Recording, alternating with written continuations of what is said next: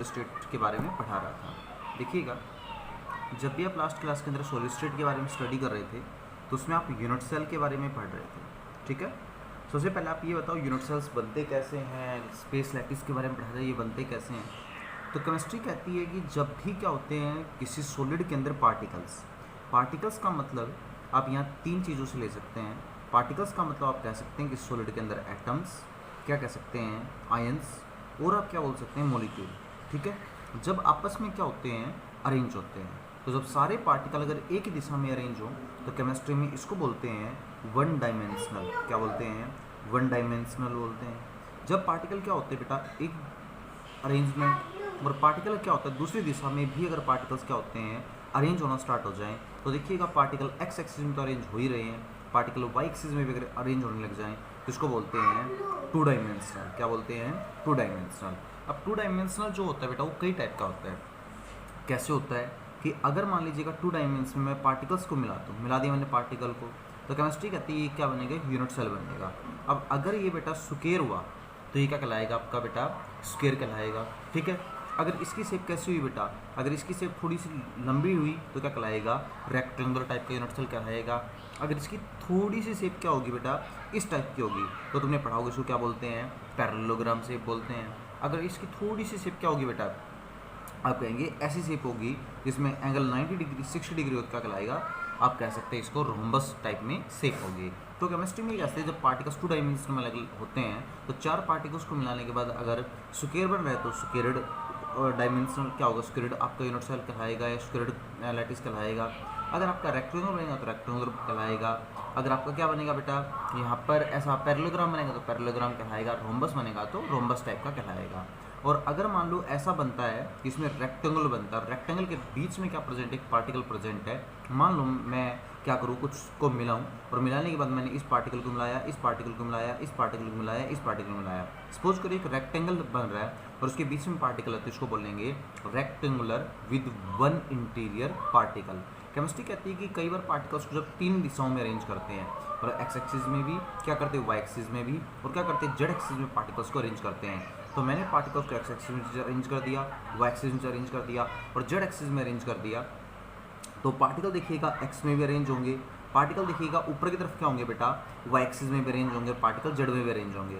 जब क्या करते हैं बेटा हम एक्स वाई और जेड एक्सिस के पार्टिकल्स को आपस में क्या करते हैं? मिलाते हैं। तो हमारे पास जो थ्री डायमेंशनल ज्योमेट्री बनती है उसको केमिस्ट्री में क्या बोलते हैं? यूनिट सेल बोलते हैं। मतलब कैसी ज्योमेट्री बनेगी? आपकी ऐसी ज्योमेट्री बनेगी जो थ्री डायमेंशनल ज्योमेट्री बनती है इसको क्या बोलते हैं? सबसे छोटी थ्री डायमेंशनल ज्योमेट्री को यूनिट सेल के नाम से जाना जाता है। केमिस्ट्री कहती है कि सर वो तो ठीक है आप पढ़ चुके हैं कि यूनिट सेल क्या होता है। तो देखिएगा अगर मैं सबसे पहले पार्टिकल्स को एक दिशा में अरेंज करूं तो वन डायमेंशनल अरेंजमेंट होगा, दो दिशाओं में पार्टिकल को अरेंज करूं तो टू डायमेंशनल अरेंजमेंट होगा, और पार्टिकल को अगर तीन दिशाओं में अरेंज करूं तो तीन डायमेंशनल या थ्री डायमेंशनल यूनिट सेल होगा। अगर आपसे कोई पूछे यूनिट सेल क्या होता है तो जनरली हम यूनिट सेल को डिफाइन करते हैं सिर्फ थ्री डायमेंशन के लिए। और मैंने पहले पढ़ाया भी था कि यूनिट सेल क्या होता है? The smallest portion. क्या होता है unit cell? The smallest portion of a space lattice, या फिर आप कह सकते हैं ऑफ ए सॉलिड, कि किसी भी सॉलिड का वो smallest portion, the smallest portion of space lattice और solid which repeat again and again, जो बार बार क्या होता जाता है? अगेन एंड अगेन रिपीट होता जाता है। तो आप क्या बोलेंगे? The smallest portion of space lattice और solid which repeat again and again and form, और क्या बना देता है बेटा? एंड फॉर्म वो होल स्पेस लैटिस, और पूरा का पूरा क्या बना देता है? स्पेस लैटिस बना देता है। उस केमिस्ट्री में क्या बोला जाता है? यूनिट सेल बोला जाता है। जैसे कल क्लास में पढ़ाया था आपको, या लास्ट टाइम भी पढ़ाया था कि क्या होता है बेटा हम क्या करते हैं ईंट को बार बार से अरेंज करते जाते हैं तो पूरा ईंटों का क्या तैयार हो जाता है? एक चट्टा तैयार हो जाता होगा ना, काफ़ी बड़ा। जो ट्रैक्टर से जब ईंटें उतारते हैं तो आपने देखा होगा ईंटों को हम क्या करते हैं? अरेंज कर करके। तो ये स्मॉलेस्ट क्या होता है? पोर्शन होता है जो बार बार रिपीट होता जाता है और पूरा ईंटों का क्या हो जाता है? चट्टा तैयार हो जाता है। केमिस्ट्री में इस पूरे को क्या बोला जाता है? स्पेस लैटिस बोला जाता है। पहली वाली वीडियोज में बता चुका हूँ। और जो स्मॉलेस्ट पोर्शन बार बार रिपीट होता है उसको क्या बोलते हैं? यूनिट सेल बोलते हैं। जैसे आप कभी किसी स्वीट्स की शॉप के ऊपर जाते हैं तो आपने देखा होगा कि वो लड्डुओं को क्या करता है? लड्डू जो होते हैं उनको बेटा क्या करता है? अरेंज करता है, और अरेंज कर करके एक थ्री डायमेंशनल क्या बना देता है? स्ट्रक्चर बना देता है। अब बेटा जो 3 डायमेंशनल स्ट्रक्चर बनेगा उसको क्या कहते हैं, स्पेस लैटिस। और उसको बनाने के लिए जो स्मॉलेस्ट यूनिट यूज हुई थी दैट इज लड्डू, या आप बूंदी भी कह सकते हैं, वो क्या कहलाएगा, आपका यूनिट सेल कहलाएगा। यहाँ तक बात ध्यान रहेगी। बेटा यूनिट सेल को अगला टॉपिक आता है क्लासिफिकेशन, कि यूनिट सेल की किस प्रकार से क्या किया जाता है, क्लासिफिकेशन की जाती है। या फिर आप ये कह सकते हैं कि एक यूनिट सेल को मेजर करने के पैरामीटर्स क्या होते हैं। क्या एक यूनिट सेल की आप क्लासिफिकेशन बोल सकते हैं, या एक यूनिट को मेजर करने के पैरामीटर्स क्या होते हैं। तो मैं पहले आपको पैरामीटर्स के बारे में बताना चाहूँगा कि एक यूनिट सेल को मेजर करने के पैरामीटर्स क्या होते हैं। पैरामीटर्स बेटा एक्चुअल में 2 होते हैं। एक तो पैरामीटर क्या होता है, एक तो यहाँ पर पैरामीटर होता है बेटा, आप ये कह सकते हैं कि 3 तो क्या होती है, 3 एजेस क्या होती है यूनिट सेल के अंदर, 3 एजेस होते हैं। और एक यूनिट सेल के अंदर जो 3 एज होती हैं वो पैरामीटर कहलाते हैं। एक एज को बोलते हैं ए, एक एज को बोलते हैं बी, और एक एज को क्या बोलते हैं, सी। ये 3 एज होती है। फॉर एग्जांपल मान लो आपके पास ये कौन सा यूनिट सेल है, क्यूबिक। कौन सा यूनिट सेल है, क्यूबिक यूनिट सेल है। तो आपको पता होगा क्यूबिक यूनिट सेल के अंदर लगभग सारी साइड्स क्या होती हैं, इक्वल होती हैं। तो this is the A side, this is the B side, and ऊपर वाली साइड क्या कहलाएगी, सी साइड कहलाएगी। केमिस्ट्री में ये ए बी सी, इसके हेल्प से क्या हम करते हैं, यूनिट सेल को मेजर करते हैं। तो ए बी सी मतलब लेंथ ऑफ एज के हेल्प से यूनिट सेल्स को मेजर किया जाता है। इसको बेटा केमिस्ट्री में क्या बोलते हैं, एक पैरामीटर बोलते हैं। एक यहाँ पर 3 क्या होते हैं बेटा, एंगल्स होते हैं। 3 क्या होते हैं, एक्सियल एंगल्स होते हैं। तो हम ये कह सकते हैं कि 3 क्या होते हैं, एक्सियल एंगल होते हैं। इन एंगल्स को बोलते हैं अल्फा, बीटा और गामा। इसके हेल्प से भी यूनिट सेल को क्या किया जाता है, अल्फा बीटा गामा की हेल्प से भी मेजर किया जाता है। केमिस्ट्री जनरली बोलती है कि बेटा बी एंड सी के बीच में जो एंगल होगा दैट इज अल्फा, उस एंगल को क्या कहा जाएगा, अल्फा एंगल बोला जाएगा। ठीक है। ए और सी के बीच में जो एंगल होगा उसको बीटा एंगल कहा जाएगा। और ए और बी के बीच में जो एंगल उसको क्या बोला जाएगा, गामा एंगल। क्या बोला जाएगा, गामा एंगल बोला जाएगा। तो बी और सी कहाँ हैं, ये एज बी है और ये एज सी है। इसके बीच में जो एंगल होता है उसे केमिस्ट्री में बोलते हैं अल्फा एंगल। ठीक है। फिर ए और सी के बीच में जो एंगल है इसको क्या बोलते हैं बेटा, बीटा एंगल बोलते हैं। और सबसे नीचे वाले एंगल का नाम दिया जाता है, गामा एंगल का नाम दिया जाता है। तो एक यूनिट सेल के अंदर मेजर करने के 3 पैरामीटर्स हम जनरली यूज़ करते हैं। 3 या तो क्या किसके हेल्प से मेजर करते हैं, एजेस के हेल्प से, और एक किसको मेजर करते हैं बेटा, अल्फा बीटा और गामा की हेल्प से। मतलब आप कह सकते हैं एक्सियल एंगल्स के हेल्प से एक यूनिट सेल को मेजर किया जाता है। आप ये कह सकते हैं इन पैरामीटर्स के बेस पे, ठीक है मैं मानता हूँ एक यूनिट सेल को मेजर किया जाता है, बट इन पैरामीटर्स की हेल्प से क्या किया जा सकता है, एक यूनिट सेल को टाइप्स में भी बांटा जा सकता है। अब टाइप्स की बात करते हैं यूनिट सेल को बेटा, इन पैरामीटर्स के बेसिस पे टोटल 7 टाइप्स किसमें बांटते हैं, 7 टाइप्स के अंदर एक यूनिट सेल को बांटा जाता है। सबसे पहला यूनिट सेल कौन सा होता है, क्यूबिक यूनिट सेल। कौन सा होता है, सबसे पहला क्यूबिक यूनिट सेल होता है। अब अगर आपसे पूछे सब क्यूबिक यूनिट सेल क्या होता है, तो आपको अच्छी तरह से पता है क्योंकि आपने 10th क्लास में पढ़ा होगा। क्यूबिक वो होता है जिसमें बेटा सारी साइड्स क्या हों, इक्वल। मतलब A is equal to B is equal to C हो, और सारे एंगल भी क्या हों, इज इक्वल। तो कह सकते हैं alpha is equal to beta is equal to gamma, और इज इक्वल टू कितना होना चाहिए, 90 डिग्री। मतलब ये आपने खुद पढ़ा होगा कि क्यूब वो होता है जिसमें सारी साइड्स भी क्या हों, इक्वल हो। और आप ये कह सकते हैं सारे बेटा एंगल भी इक्वल हो, और वो एंगल किसकी इक्वल हो, 90 डिग्री के एंगल, उसको क्या बोलते हैं, क्यूबिक यूनिट सेल बोलते हैं। ठीक है। आपके कुछ एग्जांपल दे रखे, जैसे कॉपर होता है। कॉपर को जब चेक करते हैं तो उसके एटम आपस में अरेंज होकर क्या बनाते हैं, क्यूबिक यूनिट सेल बनाते हैं। NaCl के एटम भी अरेंज होकर क्यूबिक यूनिट सेल बनाते हैं। KCl के एटम भी अरेंज होकर क्यूबिक यूनिट सेल बनाते हैं। और अलम का मतलब पोटास अलम भी क्या बनाता है, क्यूबिक यूनिट सेल ही बनाता है। सेकेंडली अगर आपसे कोई पूछे टेट्रागोनल क्या होता है, टेट्रागोनल यूनिट सेल। देखो टेट्रागोनल यूनिट सेल की बात करें तो आप ये कह सकते हैं टेट्रागोनल के बारे में कि एक ऐसा यूनिट सेल जिसमें A इज इक्वल टू क्या हो, B and not equal to क्या हो, C। ठीक है। But alpha is equal to beta is equal to gamma is equal to क्या हो, 90 डिग्री। मतलब सारे एंगल क्या हैं, आपस में इक्वल हैं। और सारे एंगल किसके इक्वल हैं, 90 डिग्री के एंगल हैं। A और B भी क्या है बेटा, इक्वल है। A और B भी क्या है, इक्वल। बट A और B किसके इक्वल नहीं है, C की इक्वल नहीं, उसको टेट्रागोनल बोलते हैं। मतलब सबसे पहले आप ये बताओ एक यूनिट सेल के अंदर A B C क्या होती है। तो आपको मैंने बताया होगा कि सर जैसे हम क्या करते हैं, एक 3 डायमेंशनल यूनिट सेल बनाते हैं, बना दिया हमने। ये क्या कहलाता है, A और ये कहलाता है B। तो मान लो A की जितनी लेंथ है B की भी उतनी लेंथ है। ठीक है। तो A और B तो क्या है, इक्वल है। बट C आपका इक्वल नहीं है। मतलब मान लो ये जो है वो इक्वल नहीं है। तो A is equal to B but not equal to C। Alpha is equal to beta is equal to gamma. बेटा आपका पास जो ये B और C के बीच में एंगल क्या कहलाएगा, अल्फा कहलाएगा। A और C के बीच में एंगल क्या कहलाएगा, बीटा कहलाएगा। और B और A के बीच में, A और B के बीच में एंगल क्या कहलाएगा, गामा कहलाएगा। तो अल्फा बीटा और गामा सारे एंगल किसकी इक्वल है, मान लो 90 डिग्री का एंगल है। तो उसको केमिस्ट्री में क्या बोलते हैं, टेट्रागोनल बोलते हैं। तीसरा उसके बाद आपका फिर क्या करते हैं हम, इन पैरामीटर्स को स्टडी करते हुए फिर यूनिट सेल को टाइप्स में बांटते हैं। पैरामीटर से स्टडी करने के बाद फिर एक यूनिट सेल को जो टाइप्स में बांटते हैं वो क्या होता है बेटा, उसको केमिस्ट्री में बोलते हैं ऑर्थोरोम्बिक। क्या बोलते हैं? ऑर्थोरोम्बिक यूनिट सेल बोलते हैं। ऑर्थोरोम्बिक को कई बार केमिस्ट्री में क्या बोल देते हैं, रोम्बिक यूनिट सेल के नाम से भी जाना जाता है। कोई पूछे ऑर्थोरोम्बिक या रोम्बिक यूनिट सेल क्या होता है, तो जिस यूनिट सेल में A is not equal to B and not equal to क्या हो, सी, मतलब ना तो ए बी के इक्वल हो और ना ही बी क्या हो, सी के इक्वल हो। साथ ही आप ये भी कह सकते हैं जिसमें A is equal, alpha is equal to क्या हो, गामा इज इक्वल टू क्या हो, 90 डिग्री। मतलब अल्फा और गामा तो आपको किसकी इक्वल होनी चाहिए, 90 डिग्री की इक्वल होनी चाहिए। ठीक है, तो अल्फा और गामा तो 90 डिग्री की इक्वल है, but beta is not equal to 90 degree. Beta आपका 90 डिग्री के इक्वल नहीं है। तो केमिस्ट्री, सॉरी एक मिनट, सारे एंगल क्या होंगे, इक्वल टू होंगे और 90 डिग्री के इक्वल होंगे। इसको बोलते हैं ऑर्थोरोम्बिक। मतलब आप ये कह सकते हैं कि जैसे आप क्या करेंगे, यूनिट सेल को बना के देखेंगे। बनाया अपने यूनिट सेल, सर ए, ये बी और ये सी, ना तो ए इक्वल है, ना बी इक्वल और ना ही सी इक्वल है। सारी की सारी जो लेंस है वो क्या है, डिफरेंट है। बट बेटा जो आपका ये बी और सी के बीच में एंगल होता है उसको अल्फा एंगल, सॉरी क्या बोलते हैं, बी और सी के बीच में जो एंगल होता है उसको अल्फा बोलते हैं। यहाँ पर जो एंगल होता है उसको क्या बोलते हैं, बीटा एंगल बोलते हैं। और यहाँ एंगल बोलते हैं गामा एंगल बोलते हैं। अल्फा, बीटा और गामा सारी इक्वल होंगे और किसके इक्वल होंगे, 90 डिग्री के इक्वल होंगे। तो क्या कहलाएगा, ऑर्थोरोम्बिक कहलाएगा।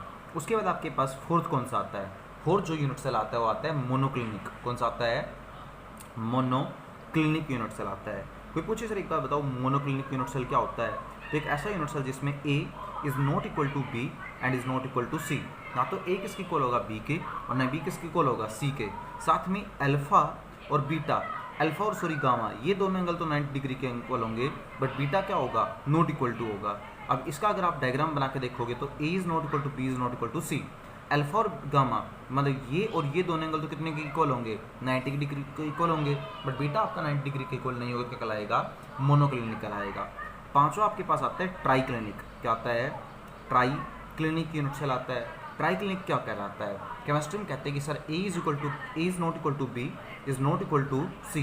बेटा alpha is not equal to क्या होगा, beta is not equal to क्या होगा, gamma and is not equal to क्या होगा, 90 डिग्री। तो केमिस्ट्री में इसको क्या बोलते हैं, ट्राई क्लिनिक यूनिट सेल बोलते हैं। तो A is equal to B, A is not equal to B and not equal to C and alpha is not equal to beta is not equal to gamma, क्या कहलाएगा, try clinic unit cell कहलाएगा। ठीक है, अगला छठा क्या बोल सकते हैं, सिक्स अगर आपको बोलना है तो आप बोलेंगे सिक्स आपका आता है रोम्बोहेड्रियल ट्राइगोनल। क्या आएगा, ट्राइगोनल। देखो वो ऊपर है टेट्रागोनल, ये है ट्राइगोनल, तो इसको बोलते हैं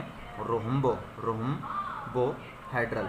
तो रोम्बोहेड्रल बोलते हैं, या इसको केमिस्ट्री में कई बार बोला जाता है ट्राइगोनल यूनिट सेल। रोम्बोहेड्रल या ट्राइगोनल यूनिट सेल क्या होता है, जिसमें बेटा A is equal to B is equal to क्या हो, सी, मतलब ए बी सी तीनों इक्वल हो। Alpha is equal to beta is equal to gamma and not equal to क्या होगा, 90 डिग्री। मतलब अल्फा, बीटा और गामा तो सारे आपस में तो इक्वल हैं, बट 90 की इक्वल नहीं है, किसी और चीज़ की इक्वल क्या कहलाएगा, रोम्बोहेड्रल या ट्राइगोनल कहलाएगा। सारी साइड भी इक्वल हैं, सारे एंगल भी इक्वल हैं, बट 90 डिग्री के इक्वल नहीं, तो क्या कहलाएगा, रोम्बोहेड्रल या ट्राइगोनल कहलाएगा। उसके बाद अगला और लास्ट और सेवंथ आता है, दैट इज हेक्सागोनल। कौन सा आता है, हेक्सागोनल यूनिट सेल आता है। हेक्सागोनल कहता है ए इज इक्वल टू बी, मतलब ए और बी तो आपस में क्या है, इक्वल है। तो उससे पहले मैं यूनिट सेल बना के दिखाता हूँ, यूनिट सेल कैसा बनेगा, पहले सोच के देखना एक बार। ए और बी तो आपस में क्या है बेटा, इक्वल है, मतलब ये और ये तो इक्वल है, बट नॉट इक्वल टू सी। लेकिन सी क्या नहीं है, इक्वल नहीं है, तो सी थोड़ा क्या होगा, लंबा होगा। फिर इसने ये क्या रखा है, alpha is equal to beta is equal to 90 degree. मतलब जो आपका ये अल्फा है ये भी क्या होगा, 90 के इक्वल, बीटा होगा ये भी क्या होगा, 90 के equal, but gamma is equal to 120 degree. But gamma किसके इक्वल होगा, 120 डिग्री के। तो ये एंगल कितने का डिग्री के इक्वल होगा, 120। अब 120 बनाने के लिए तुम्हें थोड़ा सा और इसको फैलाना पड़ेगा। तो जब इसको फैलाते हैं और जब इसको स्ट्रक्चर चेक करते हैं तो केमिस्ट्री कहती है हेक्सागोनल यूनिट सेल जो होता है उसका स्ट्रक्चर कैसा होता है। हेक्सागोनल यूनिट सेल का स्ट्रक्चर ऐसा होता है, एक हेक्सागोन ऊपर, नाम से भी क्लियर हो रहा है, एक हेक्सागोन ऊपर एक हेक्सागोन नीचे। सारे पॉइंट्स को अगर हेक्सागोन के सभी पॉइंट्स को अगर हम मिला के देखें तो आप ये कह सकते हैं आपका ये क्या बनेगा, सिस्टम बनेगा। अब बेटा ये ए है, ये बी है और ये सी है, तो ए इज इक्वल टू तो बी हो रहा है, बट नॉट इक्वल टू क्या हो रहा है, सी हो रहा है। अल्फा और बीटा दोनों किसके इक्वल आ रहे हैं, 90 डिग्री के, बट नॉट इक्वल टू क्या है बेटा, बीटा। और बीटा कितने के डिग्री का एंगल है यहाँ पर, 120 डिग्री का है, तो ये हेक्सागोनल कहलाएगा। देखो मेरे को ये पता है कि इनमें से अगर आपसे कोई पूछे इन सभी 7 के 7 यूनिट सेल्स में सबसे सिमेट्रिक कौन सा है। सबसे सिमेट्रिक का मतलब होता है सबसे अच्छा और स्टेबल कौन सा है, तो सिमेट्रिक का मतलब स्टेबल कह सकते हैं आप यहाँ पर। और सबसे अनसिमेट्रिक, अनसिमेट्रिक का मतलब जिसमें बिल्कुल भी सिमेट्रिसिटी नहीं है, मतलब बिल्कुल भी समानता नहीं है, बिल्कुल भी इक्वलिटी नहीं है, उसको बोलते हैं अनसिमेट्रिक, और वो सबसे ज़्यादा अनस्टेबल होगा। तो पेपर में अगर आ जाए कि out of the 7 unit cells on the basis of parameter, कि पैरामीटर्स को अलग अलग करते हुए जब टाइप्स ऑफ यूनिट सेल की बात करते हैं तो टोटली 7 टाइप का यूनिट सेल होता है, और इन 7 टाइप्स के यूनिट सेल्स में सबसे सिमेट्रिक यूनिट सेल कौन सा होगा, तो ध्यान से देखो, जिसमें सारे के सारे इक्वल हैं, तो सारे के सारे इक्वल मतलब सेम है, और सेम है तो क्या कहलाएगा, सिमेट्रिक यूनिट सेल कहलाएगा। तो हम ये कह सकते हैं सर क्यूबिक यूनिट सेल सबसे क्या होता है, सिमेट्रिक और स्टेबल यूनिट सेल होता है। सबसे अनसिमेट्रिक कौन सा होगा, तो वो यूनिट सेल ढूंढो जिसमें सारे के सारे अलग अलग हैं। तो ट्राइक्लिनिक को देखो, A is not equal to B and not equal to C, alpha is not equal to beta and not equal to gamma and not equal to 90 degree, मतलब कुछ भी इक्वल नहीं है, तो सबसे ज़्यादा अनसिमेट्रिक कौन सा होगा, ट्राइक्लिनिक होगा। तो यूनिट सेल्स में सबसे सिमेट्रिक तो माना जाता है क्यूबिक, और सबसे अनसिमेट्रिक का माना जाता है ट्राइक्लिनिक माना जाता है। इनको आप कहोगे सर याद कैसे रखा जाएगा, तो सीक्वेंस याद कर लेना, कर लो सीक्वेंस। वैसे इसको याद करने का तरीका बताते हैं, CTR, ठीक है, या CTOMTRH, ठीक है, CTOMTRH, cubic, tetragonal, orthorhombic, monoclinic, क्या बोलते हैं इसको बेटा, ट्राइगोनल, क्या बोलते हैं ट्राइक्लिनिक, और यहाँ पर क्या आता है रोम्बोहेड्रल एंड हेक्सागोनल। सबसे पहले सारी साइड इक्वल, सारे एंगल इक्वल, फिर एक अगले में एक साइड को क्या कर दो, अलग कर दो, उस अगले में दो साइड्स को अलग कर दो, फिर 3 साइड तो अलग कर चुके हो आप, ठीक है, उसके बाद एक एंगल को अलग कर दो, तो बीटा को क्या कर दिया, नॉट इक्वल टू कर दिया, फिर तीनों साइड तो आप अलग कर चुके हो, अब 2 एंगल को अलग कर दो, तो alpha is not equal to beta is not equal to gamma is not equal to 90 degree, that is triclinic. ये तो यहाँ तक तो हो गया। देखो क्या किया आपने, पहले सारी साइड इक्वल हैं, सारे एंगल इक्वल हैं, 90 डिग्री के इक्वल हैं, पहले एक साइड को अलग किया, ठीक है, फिर क्या किया, 2 साइड्स को अलग किया, उसके बाद क्या किया, 2 साइड तो अलग है ही हैं, एक एंगल बीटा को अलग कर दिया, फिर क्या कर दिया, 2 साइड तो अलग है ही हैं, क्या कर दिया बेटा, यहाँ पर 2 एंगल्स को भी अलग कर दिया। उसके बाद आपके पास क्या आता है, रोम्बोहेड्रल आता है। रोम्बोहेड्रल में आपको ये 2 याद रखने पड़ेंगे। रोम्बोहेड्रल में A is equal to B is equal to C होता है, alpha is equal to beta is equal to gamma, मतलब सारी साइड भी इक्वल होती है, सारे एंगल भी इक्वल होते हैं, बट 90 डिग्री के इक्वल नहीं होते। उसके बाद हेक्सागोनल आता है, A इज इक्वल टू क्या होगा, A is equal to B but not equal to C, मतलब ये और ये तो बराबर होंगी, ये ऊपर वाली क्या होगी, डिफरेंट होगी। और alpha is equal to beta is equal to 90 degree, ये अल्फा एंगल और ये बीटा एंगल ये तो 90 डिग्री होंगे, बट ये गामा एंगल कितने का होगा, 120 डिग्री का। और ये स्ट्रक्चर किसका होता है, हेक्सागोनल का होता है। इसको एक सीक्वेंस याद रखना, CTOMTRH। तो सी में क्या करोगे, सब कुछ इक्वल, टी में क्या करोगे, एक साइड डिफरेंट, ओ में फिर 2 साइड डिफरेंट, फिर एम में सब साइड डिफरेंट हो चुकी हैं, एक एंगल डिफरेंट, फिर टी में 2 एंगल डिफरेंट, फिर आर में क्या करते हैं, सारी साइड इक्वल, सारे angle equal but not equal to 90 degree. और एच में क्या करते हैं बेटा, 2 साइड तो इक्वल हैं, सी डिफरेंट है, 2 एंगल भी सेम है, बट जो क्या है आपका जो अल्फा एंगल है वो क्या है, किसके इक्वल है, 120 डिग्री के इक्वल है। इनमें से काफ़ी इंपॉर्टेंट है, एक आता है, तो एक बार आप इनको डिस्कस कर लेना। सेकेंडली, ये तो चलो ठीक है, यूनिट सेल के टाइप्स के बारे में मैंने आपको बता दिया, लेकिन यूनिट सेल को फिर क्या करते हैं, फिर बेटा एक तो पैरामीटर्स के बेस पे टाइप बांटते हैं, एक यूनिट सेल को फिर क्या करते हैं, टाइप्स में बांटते हैं। तो कोई अगर आपसे पूछे टाइप्स ऑफ यूनिट सेल क्या होगा, तो बेटा कहते हैं सेकंड टाइप होती है अरेंजमेंट के बेस पे, कि पार्टिकल का अरेंजमेंट कैसा है। मैंने पढ़ाया था कि सारे के सारे पार्टिकल अगर कहाँ प्रेजेंट है, कॉर्नर के ऊपर प्रेजेंट है, तो उस यूनिट सेल को बोलते हैं प्रिमिटिव। क्या बोलते हैं, प्रिमिटिव बोलते हैं। और अगर सारे के सारे कॉर्नर के अलावा कहीं और प्रेजेंट है, कॉर्नर के अलावा भी कहीं और प्रेजेंट, क्या बोलते हैं, नॉन प्रिमिटिव बोलते हैं। प्रिमिटिव को जनरली कहा जाता है SCC, और नॉन प्रिमिटिव को क्या बोला जाता है, FCC, BCC and ECC। ECC का मतलब आप एज सेंटर भी कह सकते हैं, ECC का मतलब आप एंड सेंटर भी कह सकते हैं, ठीक है।